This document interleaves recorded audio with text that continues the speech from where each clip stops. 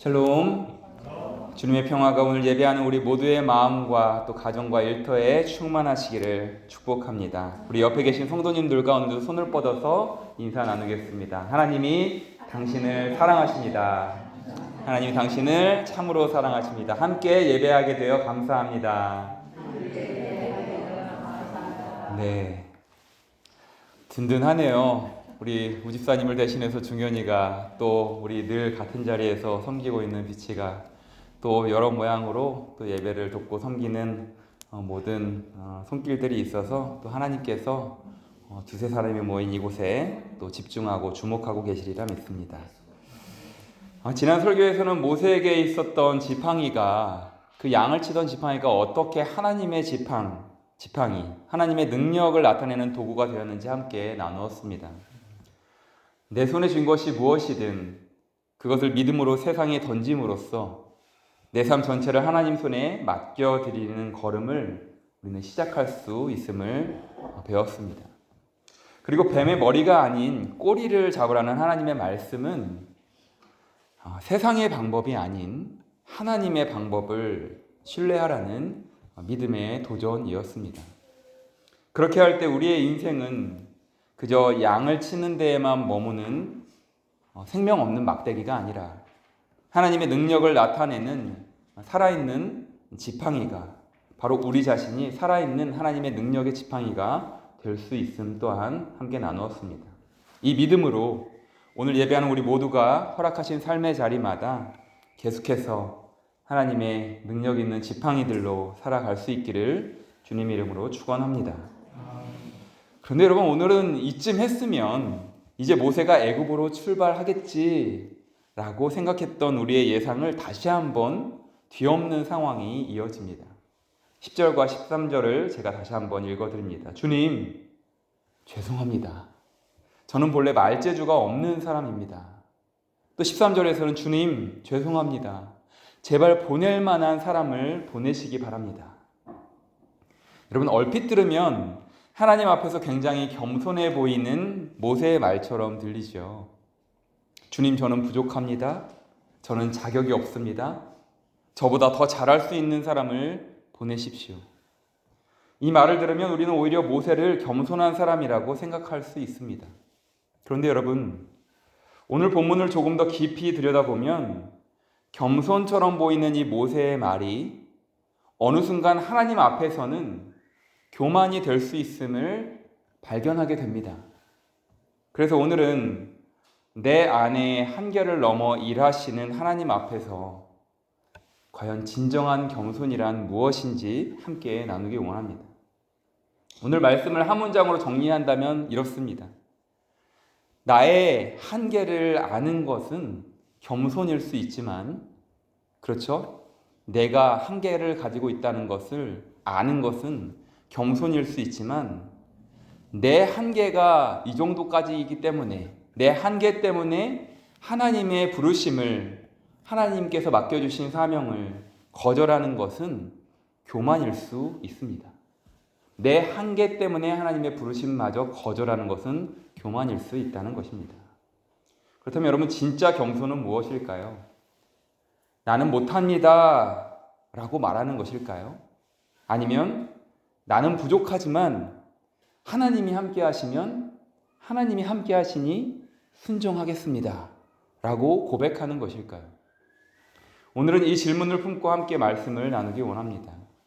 그렇다면 겸손해 보이는 모세의 말이 어떻게 하나님 앞에서는 문제가 될 수 있었을까요? 왜 모세는 겸손과 또 교만 사이에서 방황하고 있는 것일까요? 한 가지 예를 들어보겠습니다.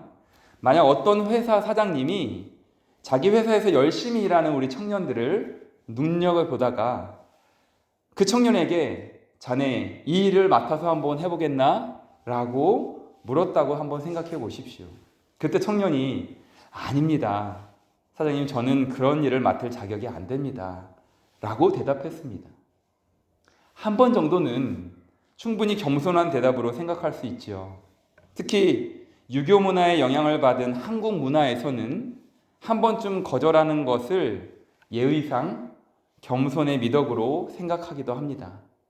요즘 하도 MG 하는데 MZ 세대들은 그렇지 않다고 하지만 우리네 한국 문화에서는 한 번쯤은 거절하는 것이 예의다, 겸손의 미덕이다 라고 생각하죠. 오히려 너무 쉽게 네, 제가 하겠습니다 라고 하면 교만하다고 생각할 때도 있습니다. 그런데 여러분, 사장님이 그 청년을 계속 지켜보고 있었고 그의 능력과 성실함을 누구보다 잘 알고 있었으며 나는 자네를 믿네, 이 일을 자네에게 맡기고 싶네 라고 계속해서 권한다면 어떻겠습니까? 그런데도 계속해서 아닙니다, 저는 못합니다, 저는 자격이 없습니다, 다른 사람을 보내십시오 라고 반복한다면 사장님 앞에서 이 청년의 대답은 과연 겸손일까요? 어쩌면 그 순간부터는 사장님이 그 청년을 나를 어떻게 보는가 보다 내가 나를 어떻게 보는가를 더 믿는 것이 될 수 있습니다. 이것이 오늘 본문에서 모세가 경험하고 있는 문제입니다. 모세에게는 분명히 한계가 있었습니다. 모세는 말에 능한 사람이 아니었죠. 그래서 10절에서 모세는 스스로 이렇게 말합니다. 주님, 죄송합니다. 저는 본래 말재주가 없는 사람입니다. 이것은 모세의 현실적인 고백이었을 것입니다. 그런데 과연 하나님께서 모세의 한계를 모르셨을까요? 아닙니다. 하나님은 모세를 더 잘 알고 계셨습니다. 모세가 어떤 사람인지, 또 어떤 성격과 어떤 기질을 가지고 있는지, 그리고 무엇이 부족한지 하나님은 이미 다 알고 계셨습니다. 그런 하나님께서 모세를 부르셨던 것이죠. 그런데 모세는 자신의 한계를 바라보면서 하나님의 부르심을 계속 거절하고 있습니다.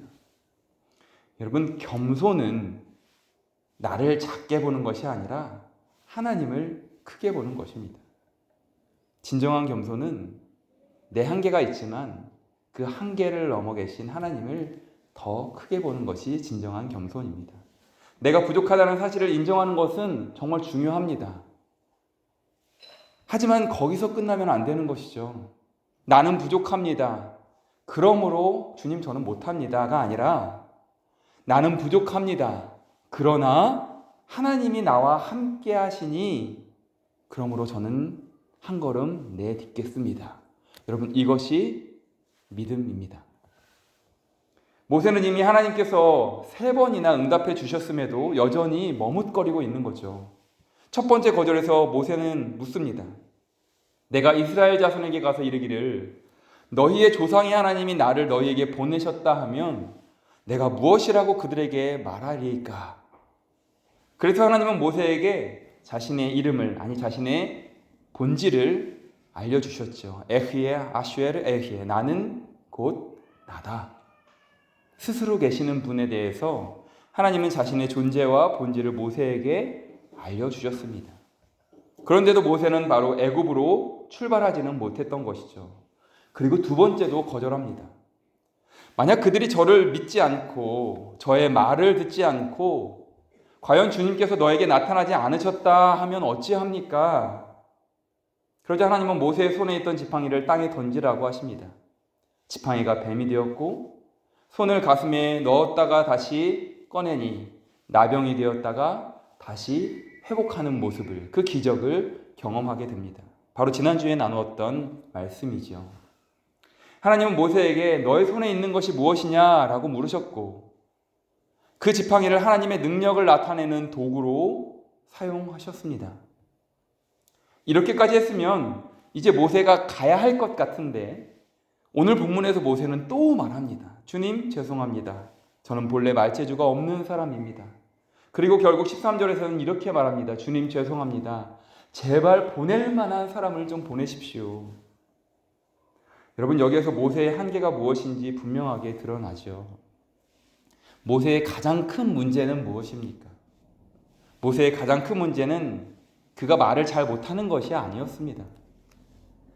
그의 가장 큰 문제는 자신이 가진 한계를 하나님보다 더 크게 보고 있다는 것이 그가 가진 치명적 문제였습니다.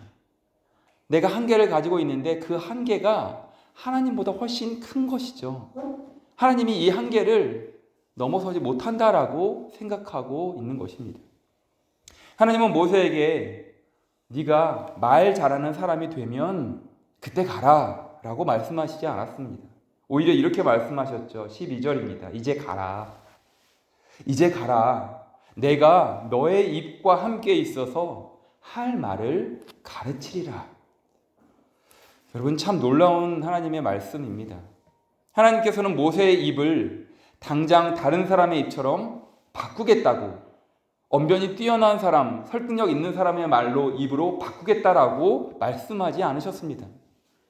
네가 말을 잘하게 만들어 주겠다라고 말씀하시지 않았다는 거죠. 내가 너의 입과 함께 있겠다라고 말씀하셨습니다. 그리고 할 말을 가르치겠다라고 말씀하십니다. 하나님께서 모세에게 주신 것은 완전히 새로운 능력이 아니라 하나님의 임재와 하나님의 도우심이었습니다. 여러분, 이것은 신약에서도 동일하게 나타나는데요. 사도행전에서 예수님을 3번이나 부인했던 베드로가 공회 앞에 서게 됩니다. 공회는 사내들인 공회인데 재판을 하는 곳입니다. 예수님을 잡아 죽인 사람들이 바로 그 앞에 있었던 것이죠. 그런데 베드로가 이제는 성령이 충만하여 담대하게 예수 그리스도를 선포합니다. 사도행전 4장 8절 이하에서 베드로는 이렇게 선포합니다. 그들 앞에서 너희와 모든 이스라엘 백성들은 알라. 너희가 십자가에 못 박고 하나님이 죽은 자 가운데서 살리신 나사렛 예수 그리스도의 이름으로. 여러분, 놀랍지 않습니까? 예전에 베드로라면 예수님을 죽인 그들 앞에서 두려워했을 것입니다. 그러나 이제는 성령께서 그와 함께 하십니다. 그래서 사도행전 4장 13절은 이렇게 기록합니다. 그 재판관들이 베드로와 요한이 담대하게 말함을 보고 그들이 오히려 놀랐던 것이죠. 두려워서 예수님을 모른다고 3번이나 부인하면서 도망쳤던 저 베드로가, 저 제자들이 어떻게 이 죽음 앞에서, 이 두려운 상황 앞에서 담대하게 저렇게 말할 수 있는가? 사랑하는 여러분, 예수님께서도 이미 약속하셨습니다. 요한복음 14장 26절인데요. 보혜사 곧 아버지께서 내 이름으로 보내실 성령, 그가 너희에게 모든 것을 가르치고, 성령께서 우리에게 모든 것을 일마다 때마다 가르치시겠다라고 합니다. 하나님은 오늘 우리에게도 말씀하십니다. 내가 너의 입과 함께 하겠다. 네가 완벽하게 준비되면 가라가 아닙니다. 네가 두려움이 없어지면 가라가 아닙니다. 네가 능력이 충분해지면 가라가 아닙니다. 내가 너와 함께 있으니 가라. 여러분, 이것이 하나님의 방식입니다. 그런데도 모세는 다시 거절하지요. 그러자 이번에는 하나님께서 노하십니다.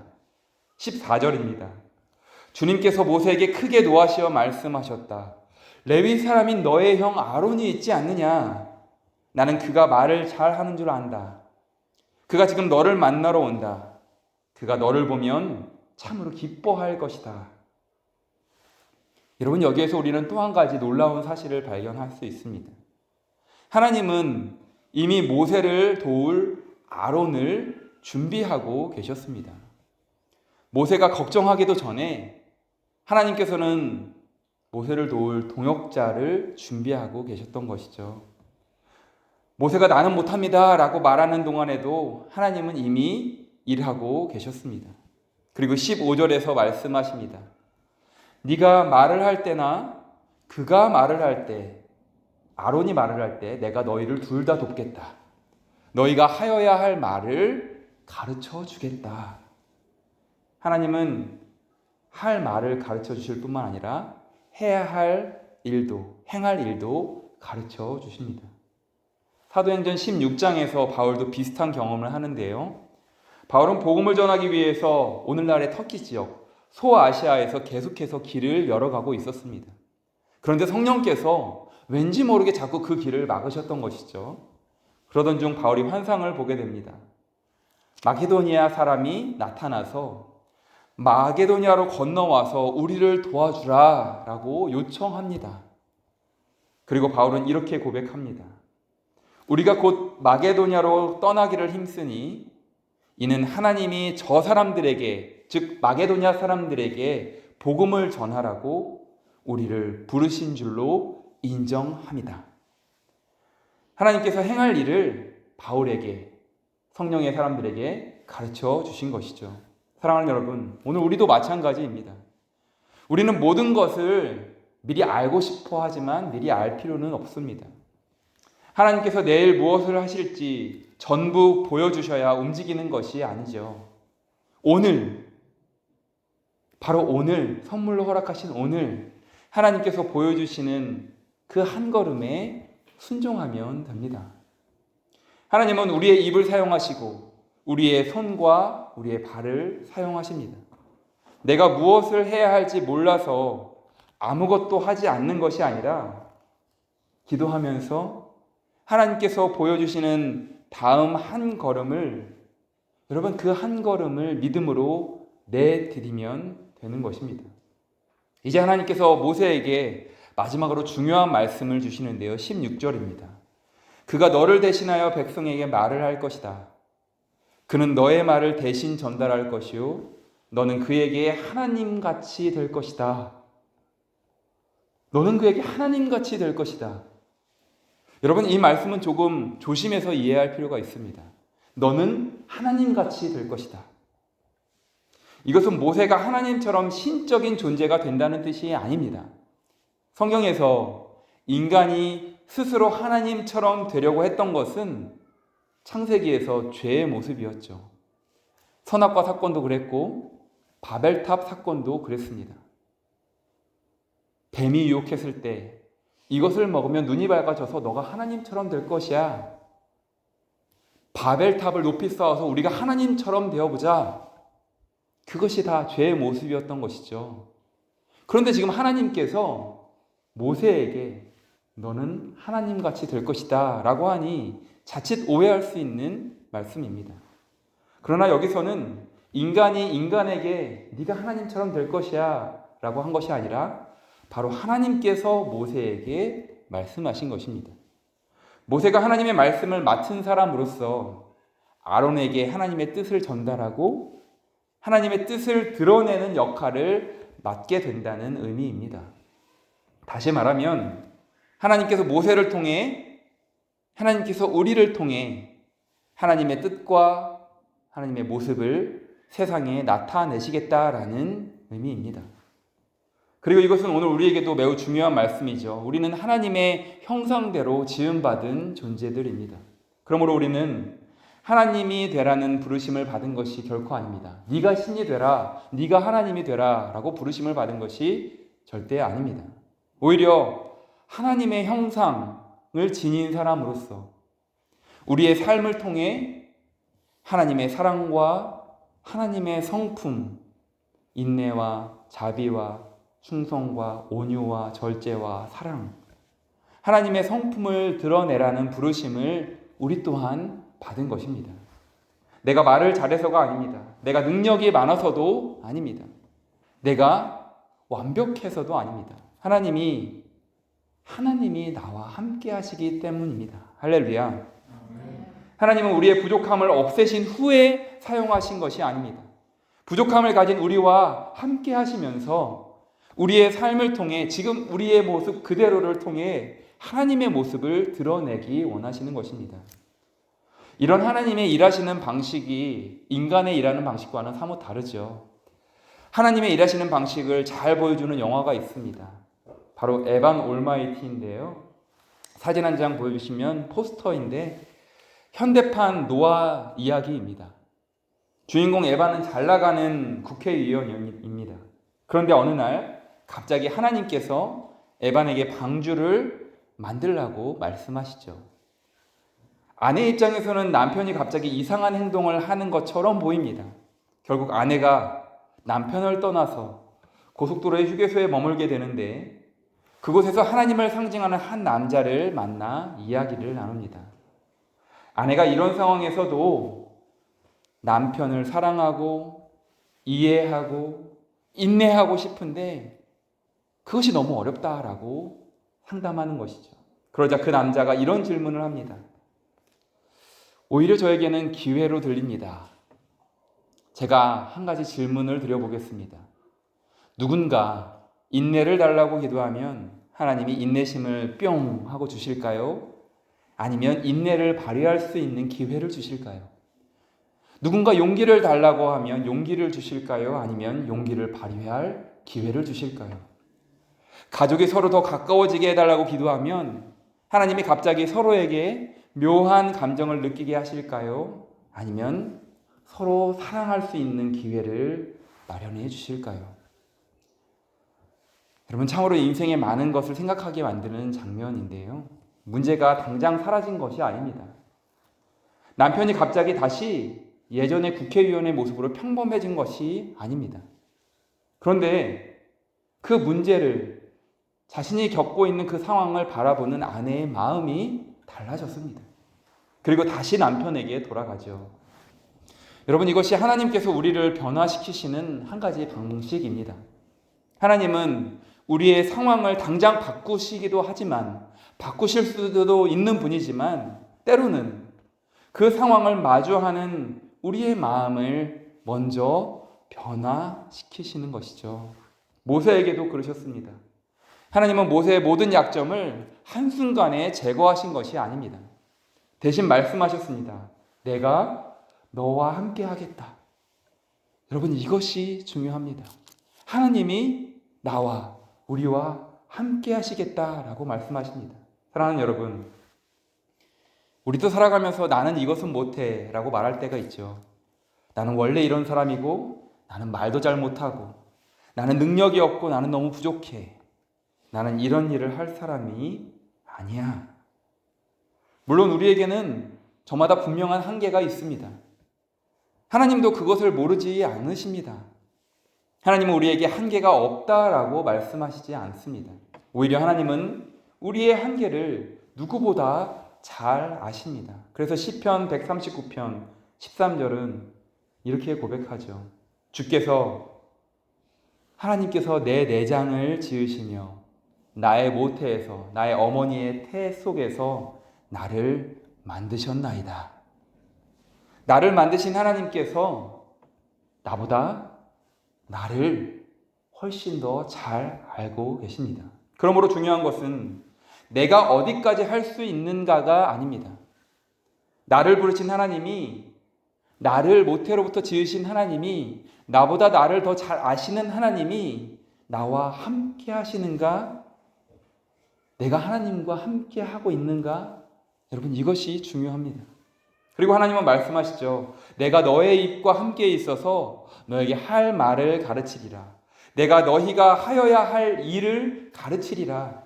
그리고 하나님은 우리를 통해 자신의 사랑과 성품을 드러내기를 원하십니다. 가족에게 때로는 화가 나고 답답하기도 하지만 그 순간 여러분 기도해 보십시오. 하나님께서 더 지혜롭게, 더 차분하게, 더 겸손히 할 말을 가르쳐 주실 것입니다. 그러므로 사랑하는 여러분, 여러분이 하나님의 아들, 딸이라는 사실을 정말 제가 부탁드립니다. 여러분이 하나님의 아들, 하나님의 딸들이라는 사실을 자랑스럽게 여기시기 바랍니다. 많은 크리스천들이 이것을 놓치고 망각하고 살고 있습니다. 우리는 하나님 아버지의 아들, 딸들입니다. 여러분, 이것을 자랑스러워 하십시오. 그리고 하나님께서 나를 부르셨다라는 사실도 기억하시기 바랍니다. 오늘 예배자들로, 하나님의 아들, 딸들로 우리를 부르셨습니다. 내 안에는 분명한 한계가 있죠. 그러나 나의 한계를 아시는 하나님께서, 그것마저도 아시는 하나님께서 나를 부르셨다라는 거예요. 괜찮다라고. 내가 그런 한계를 가진 너를, 우리 교회를, 우리 가정을 사용하시겠다라는 겁니다. 그러므로 우리는 이렇게 고백할 수 있습니다. 주님, 저는 부족합니다. 여기까지는 겸손입니다. 그러나 거기에서 멈추지 마십시오. 그러나 주님께서 함께 하시니 가겠습니다. 여러분, 이것이 믿음입니다. 여러분, 겸손은 나를 작게 보는 것이 아니라 하나님을 크게 보는 것입니다. 교만은 나의 한계를 하나님보다 더 크게 보는 것이 바로 교만입니다. 하나님보다 내 한계가 더 크다라고 생각하는 것, 그래서 나는 못합니다라고 하는 것이 교만입니다. 믿음은 나의 한계를 아시는 하나님을 나의 한계보다 훨씬 더 크게 보는 것. 내 한계가 있지만 그 한계보다 훨씬 더 크신 하나님, 그 한계마저 아시는 하나님이 훨씬 더 크신 분이라는 것을 믿고 알고 의지하는 것. 이것이 바로 믿음입니다. 모세에게도 한계가 있었습니다. 하지만 하나님의 계획에는 한계가 없었죠.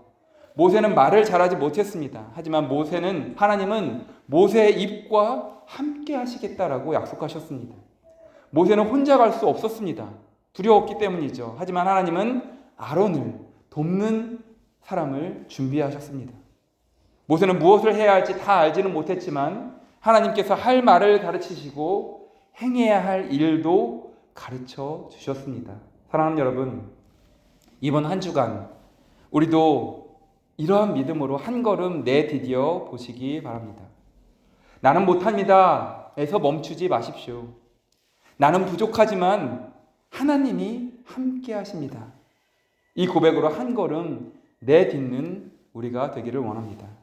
가정에서의 한 걸음, 직장에서의 한 걸음, 또 관계 속에서의 한 걸음, 교회에서의 한 걸음, 그리고 하나님께서 내게 맡겨주신 자리에서 바로 그 자리에서 한 걸음 내디뎌 보십시오. 그렇게 순종할 때 하나님께서 우리의 입과 함께 하셔서 내가 남편에게, 아내에게 혹은 자녀에게, 부모님에게 어떻게 말을 해야 할지, 아직 내 마음속에 미움이 있는 그 사람에게 그 관계 속에서 어떻게 말을 해야 될지 할 말을 가르쳐 주시고 우리의 마음을 그렇게 선한 말을 할 수 있는 마음으로 먼저 변화시켜 주실 것입니다. 그렇게 하나님께서 우리의 손과 발을 또 입을 사용하셔서 행할 일을 가르치시며 우리의 삶을 통해 하나님의 사랑과 하나님의 형상을 이 어두운 세상 속에 드러내실 줄 믿습니다. 오늘도 우리와 함께 하시는 보혜사 성령께서 예수님을 닮은 지혜로 할 말을 가르쳐 주시고 선한 일을 행하도록 우리의 마음을 감동케 하시며 또 두려움 가운데에서도 믿음으로 한 걸음 내딛게 하실 줄 믿습니다. 그러므로 사랑하는 여러분, 하나님 앞에서의 겸손과 또 교만 사이에서 더 이상 방황하지 마십시오. 나의 한계를 바라보는 대신 내 한계를 넘어 일하시는 하나님을, 그 크신 하나님을 우리 모두가 바라보기를 원합니다. 그리고 하나님의 부르심 앞에서 이렇게 고백하는 우리 모두가 되기를 원합니다. 주님, 저는 분명히 한계가 있고 저는 부족합니다. 그러나 그렇기 때문에 못합니다가 아니라 그러나 주님이 함께 하시니 또 한 걸음 이번 한 주도 믿음으로 걸어가 보겠습니다. 이 믿음으로 시작된 성령 강림 후 12째 주간도 또 이 믿음으로 살아가는 저와 여러분 되시기를, 또 우리의 한계를 넘어 일하시는 예수 그리스도의 이름으로 간절히 축원합니다. 함께 기도하겠습니다. 사랑의 아버지 하나님, 오늘 말씀을 통해 우리를 찾아와 주시니 또 만나 주시니 음성 들려주시니 감사합니다. 우리에게 한계가 있음을 인정합니다. 우리에게 부족함이 있고 두려움도 있고 연약함이 있음을 겸손히 고백합니다. 그러나 우리의 한계를 아시는 하나님께서 그럼에도 불구하고 우리를 하나님의 자녀로 부르시고 하나님의 뜻을 이루어가는 사람으로 세워주심을 감사하며 또한 믿습니다.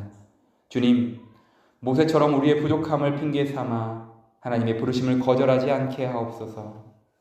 나는 못합니다 라는 고백에서 멈추지 않고 나는 부족하지만 주님이 함께 하시니 가겠습니다 라고 믿음으로 응답하게 하옵소서. 우리의 입과 함께 하여 주셔서 때에 맞는 말을 하게 하시고 상처받은 이들에게 위로의 말을 하게 하시고 복음이 필요한 이들에게 예수님의 사랑을 전하게 하옵소서. 우리의 손과 발을 사용하여 이 땅에서 우리가 행해야 할 선한 일을 깨닫게 하시고 작은 일에도 충성하며 하나님의 뜻을 이루게 하옵소서. 우리의 한계를 넘어 일하시는 하나님을 바라보게 하시고 우리의 능력이 아니라 하나님의 능력을 의지하게 하여 주옵소서. 우리의 삶을 통하여 하나님의 형상이 드러나게 하셔서 우리의 가정과 일터와 교회와 모든 관계 속에서 예수님의 사랑이 오롯이 흘러가게 하여 주옵소서. 이번 한 주간 우리가 어디에 있든지 성령님께서 우리와 함께하여 주시고 할 말을 가르쳐 주시며 행할 일을 가르쳐 주시고 두려움 가운데서도 믿음으로 한 걸음을 내딛는 우리 모두가 되게 하여 주옵소서. 주님, 저는 부족합니다. 그러나 주님이 함께 하시니 가겠습니다. 이 고백이 우리의 삶의 예배자의 모습이 되게 하여 주옵소서. 우리의 한계보다 크시고 우리의 연약함보다 강하시며 우리의 생각보다 크고 놀라운 일을 행하시는 우리 주 예수 그리스도의 이름으로 기도드리옵나이다. 아멘.